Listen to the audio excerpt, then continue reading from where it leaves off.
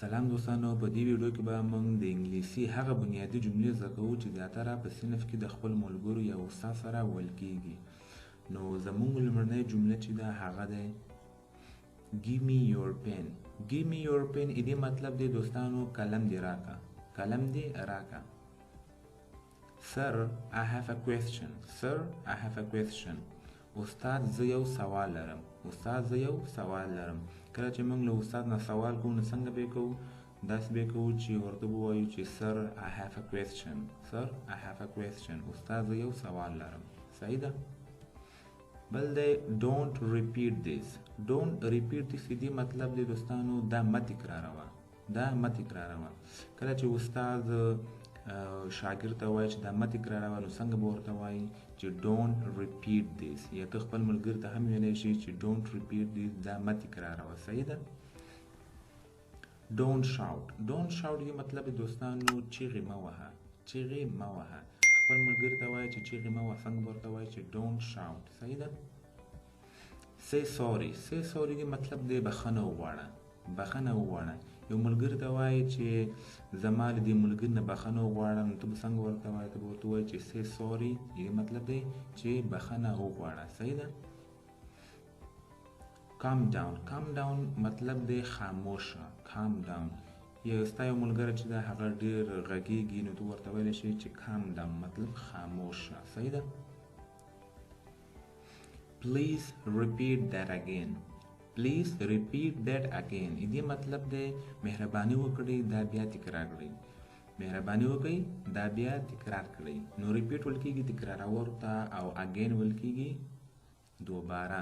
دوباره دا تکرار کړه. صحیح ده؟ I don't have red pen. I don't have red pen. ما سره سور قلم نشته. تاسو دلته هر څه استعمالولی شئ د مثال په ډول I don't have a book. I don't have a pencil. I don't have a notebook. یا I don't have a red pen. ما سره سور قلم نشته. نو دې سره تاسو زیاتې جملې جوړولی شئ. بل دی take my notebook. take my notebook مطلب دی زما کتابچه واخله. یا داسې هم ویلی شئ چې take my book. take my pen. زما کتابچه واخله، زما قلم واخله، یا زما کتاب واخله. نو دلته نوټ بک چېرته ویل کېږي؟ کتابچې ته ویل کېږي. صحیح ده؟ زموږ بل جمله چې ده هغه دی stand up. دې مطلب دی ودرېږه. sit down. sit down مطلب دی کښېنه. sit down. don't talk دې مطلب دی خبرې مه کوه. don't talk خبرې مه کوه. come here دې مطلب دی دوستانو دلته راشه. come here. go there دې مطلب دی هلته لاړ شه. go there. look at me. look at me مطلب دی ما ته وګوره. look at me ما ته وګوره. don't cry. don't cry دې مطلب دی دوستانو ژاړه مه. don't cry. respect him. respect him دې مطلب دی د هغه عزت کوه یا د هغه عزت وکړه. respect him. don't be silly. don't be silly دې مطلب دی دوستانو ساده کېږه مه. don't be silly ساده کېږه مه. silly ویل کېږي ساده کېږه، ساده. او don't be silly ساده کېږه مه.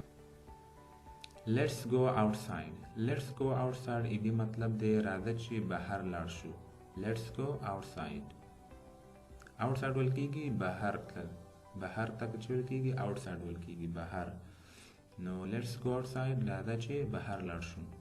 let's take permission. let's take permission دې مطلب دی راځه چې اجازه واخلو.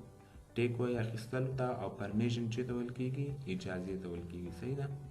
راځه چې اجازه واخلو. it's getting late. it's getting late دې مطلب دی ناوخته کېږي. it's getting late